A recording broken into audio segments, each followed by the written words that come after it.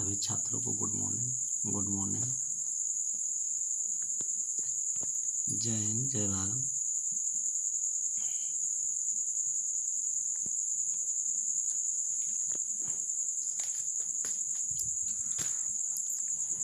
UP TET है, UP TET है।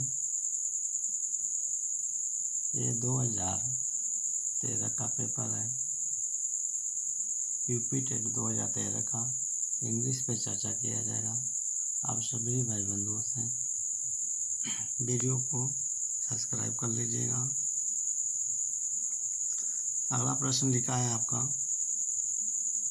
Adjective of body, यानी इसमें आपका एडजेक्टिव ऑफ बॉडी है क्या। जैसे पहला है कॉर्पोरल, दूसरा है कॉर्पोरल, बी नंबर है बॉडली, यानी ऑल ऑफ द एबव। इनमें से कौन सा इसका प्रश्न का उत्तर हो जाएगा। इस प्रश्न का उत्तर हो जाएगा ऑल ऑफ द एबव, यानी डी नंबर इस प्रश्न का उत्तर हो जाएगा। ठीक। दूसरा का प्रश्न, जिन भाषाओं को अंग्रेजी भाषा लिया गया है उनके लिए है।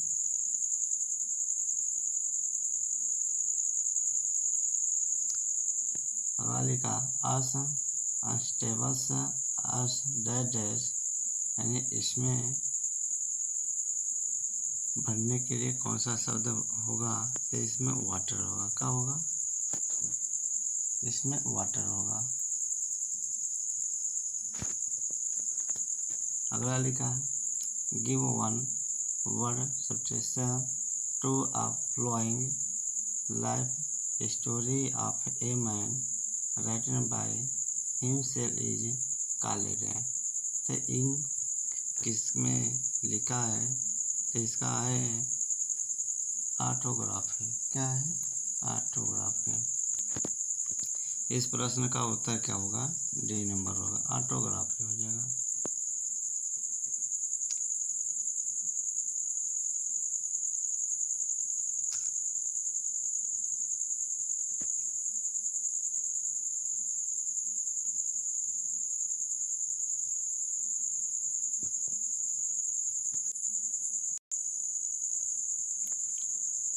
इस प्रश्न का उत्तर क्या हो जाएगा बाबू,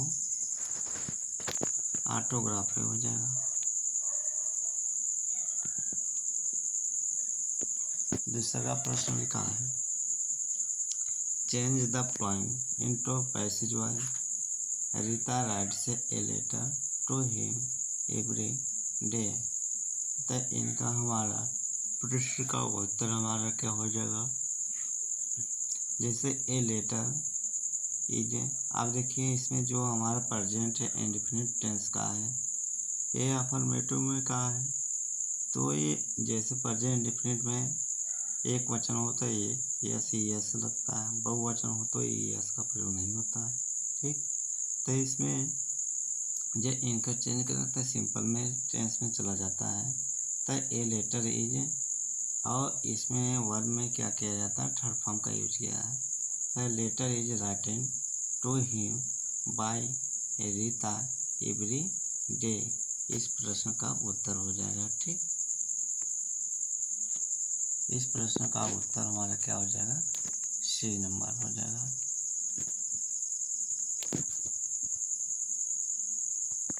अगला लिखा है change following verb into noun approve.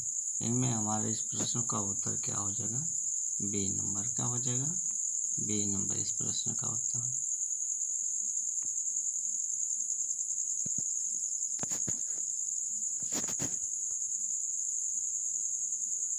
अगला प्रश्न लिखा है choose the correct figures of speech in the following sentence, यानी fair is foul and foul is fair. तो इस प्रश्न का उत्तर क्या होगा।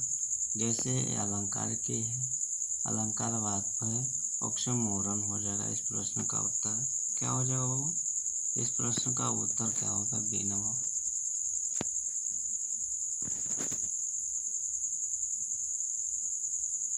अगला प्रश्न लिखा है, which of the following was a natural poet. अब इस प्रश्न का उत्तर क्या है? विलियम वर्ड्सवर्थ हो जाएंगे। इस प्रश्न का उत्तर क्या होगा? बी नंबर हो जाएगा। अगला प्रश्न है बाबू, name a famous poet who wrote the following lines में, where the mind is without fear and the head is held high. तो इस प्रश्न का उत्तर क्या होगा हमारा? रविन्द्रनाथ टैगोर जी हैं। इस प्रश्न के उत्तर का रविन्द्रनाथ टैगोर जी हैं। अगला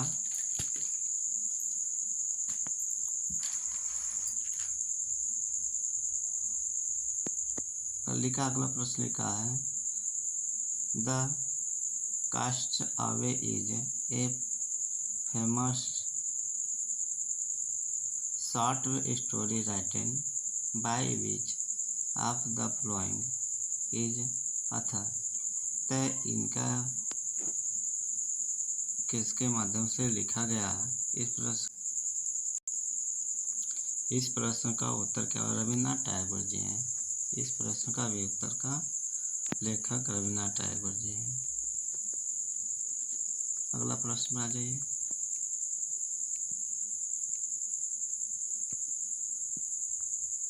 choose the synonyms of the following word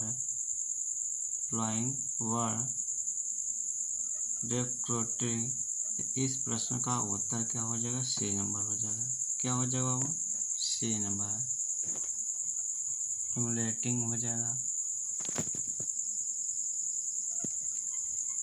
अगला प्रश्न, पूस की रात is written by which famous author. यानी पूस की रात के लेखक कौन है? ये पूस की रात के लेखक मुंशी प्रेमचंद जी हैं। प्रश्न का उत्तर क्या होगा? ए नंबर हो जाएगा। अगला प्रश्न,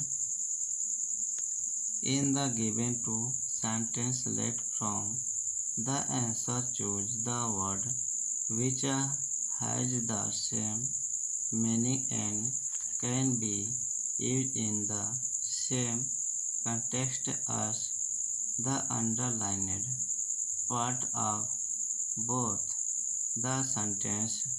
अब इसमें जो अंडरलाइन दिया गया है, इन पर चर्चा करके इनको क्या बताना है? कौन सा underline part of both sentence होंगे?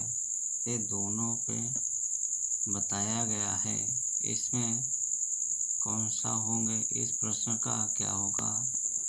ये उत्तर हो जाए। क्या होगा इस प्रश्न का उत्तर? ए होगा, एकोमोडेट होगा। अगला प्रश्न लिखा है, point out of figures of speech use in the following sentence. इनमें इस प्रश्न में जो फिगर स्पीच आप पूछा है, तो इनमें से दिया है करा है, integrity is the backbone of tractor. तो इनमें से कौन सा है? तो मेटाफोर है। क्या है बाबू? मेटाफोर है इस प्रश्न का उत्तर।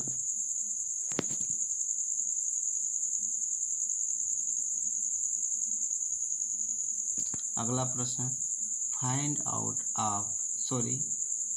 Out the grammatically correct sentence. तो इसमें हमारा जो करेक्ट सेंटेंस होगा ग्रामली का, वो क्या होगा? I wrote to him study. इस प्रश्न का उत्तर डी नंबर हो जाएगा। अगला number, the poem on his blindness is composed by which of the following poets. अब इसमें किस लेखक के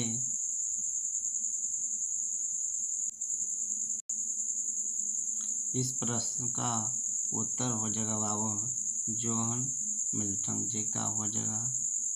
इस प्रश्न का उत्तर सी नंबर होगा। ठीक, अगला प्रश्न,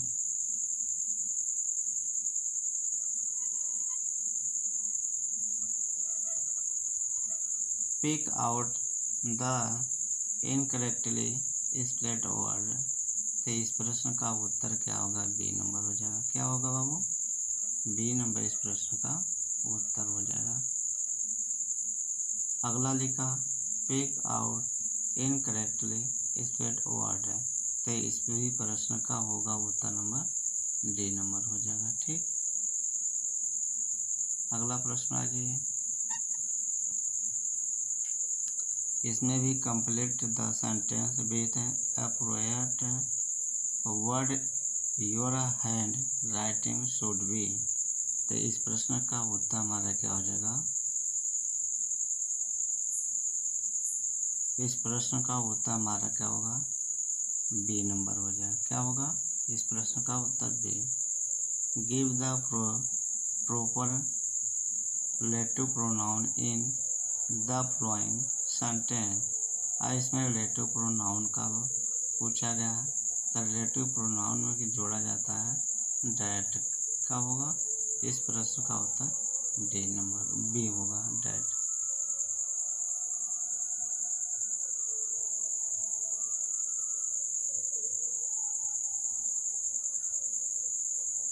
अगला प्रश्न, find out the appropriate meaning of the given word.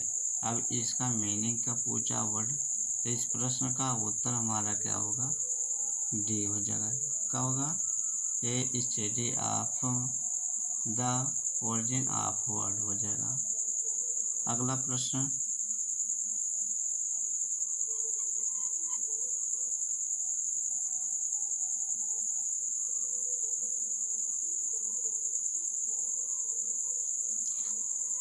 Find out the appropriate meaning of given word. तो इस प्रश्न का उत्तर क्या हो जाएगा बाबू? सी नंबर हो जाएगा। क्या हो जाएगा? सी नंबर हो जाएगा। ठीक, अगला प्रश्न है choose one word for the following expression a law of mankind. तो इस प्रश्न का उत्तर हमारा क्या हो जाएगा? C number.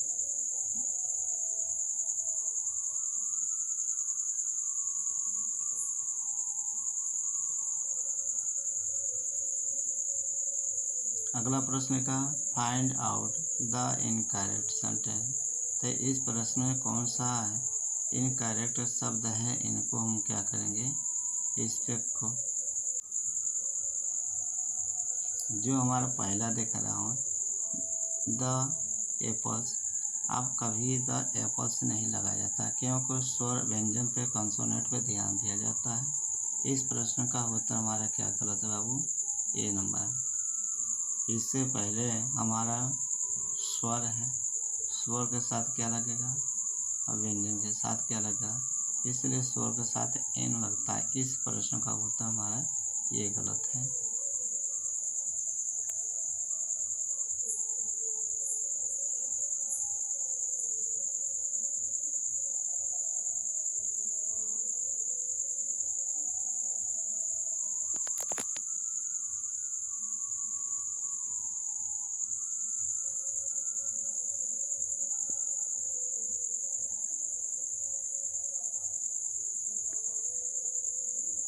जैसे इसमें बताया जा रहा है, जैसे एप्पल्स के पहले डेफिनेट आर्टिकल का प्रयोग गलत है क्योंकि यहाँ सारे एप्पल्स की कैटेगरी के बारे में बात की गई थी, किसी पार्टिकुलर वेरिटिकल के बारे में नहीं की गई। ठीक, इसलिए द पहले बता रहा है आर्टिकल में गलत है। अगला प्रश्न है find out the incorrect sentence. इनमें भी इनकरेक्ट शब्द को खोजना है, तो इसमें we have a holiday on Christmas. तो इसमें आपका जो लिखा है we have holiday, on Christmas. तो इसमें जो क्रिसमस है आर्टिकल ए जो ये यहाँ पर गलत है। आर्टिकल जो ए है ये शब्द यहाँ पे गलत है। इस प्रश्न का उत्तर क्या होगा हमारा? सी नंबर होगा।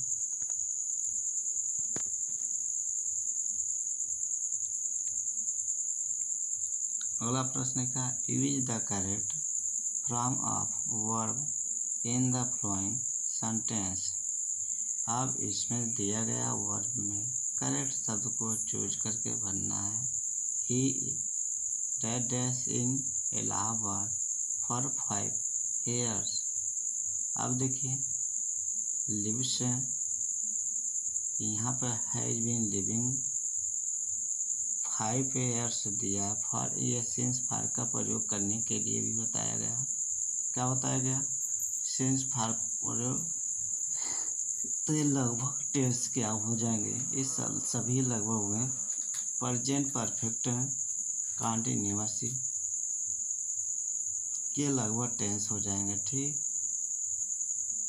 इसलिए एक वचन के रूप में तो एक वचन के साथ क्या हैज बीन होता है, बहुवचन के साथ क्या होता है? Have been. तो यहाँ पर हमने क्या करा है?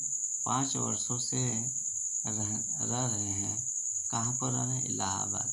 इसलिए इस प्रश्न का उत्तर हमारा क्या होगा बाबू? इस प्रश्न का उत्तर बी नंबर होगा। क्या होगा? बी नंबर हो जाएगा। अब टेंस भी पढ़ना होगा, आपको नाउन प्रोनाउन पढ़ना होगा, उसके बाद आर्टिकल भी पढ़ना होगा, फिर एंटोनियम साइनोनियम सब वन वर्ड्स भी पढ़ना होगा।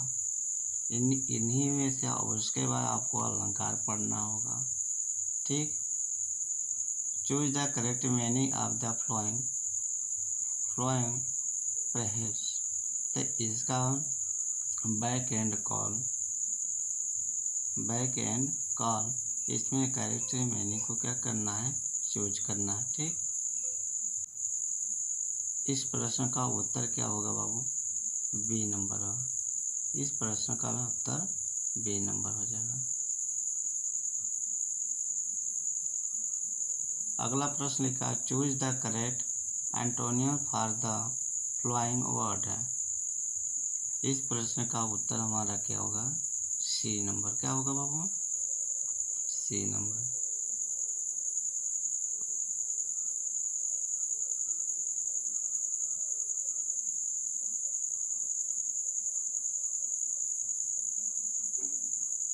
अगला प्रश्न लिखा fill in the blank with correct preposition.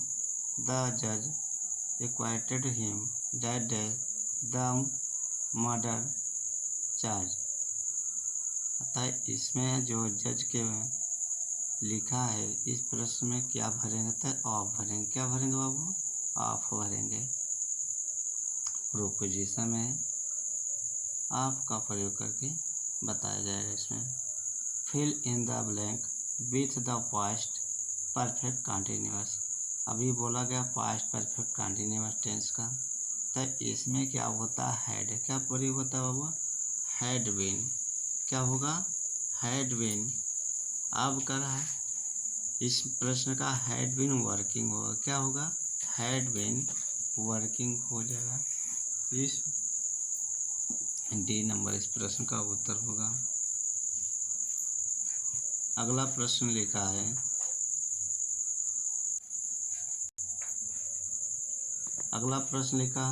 Find out the correct word of the asked grammatical category of the given word adjective of accent. तो इस प्रश्न का उत्तर क्या हो जाएगा बाबू? इस प्रश्न का उत्तर बी नंबर हो जाएगा। इस प्रश्न क्या हो जाएगा बाबू? बी नंबर इसका उत्तर हो जाएगा करेक्ट। ठीक, आप सभी भाई बंधुओं को मेरे तरफ से सभी को गुड मॉर्निंग, जय हिंद।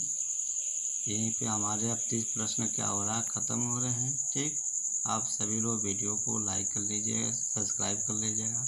यदि नए हैं तो आप सब्सक्राइब कर लीजिएगा। अब पुराने हो गए हों तो आप शेयर कर दीजिएगा। ठीक, सभी को मेरे तरफ से धन्यवाद।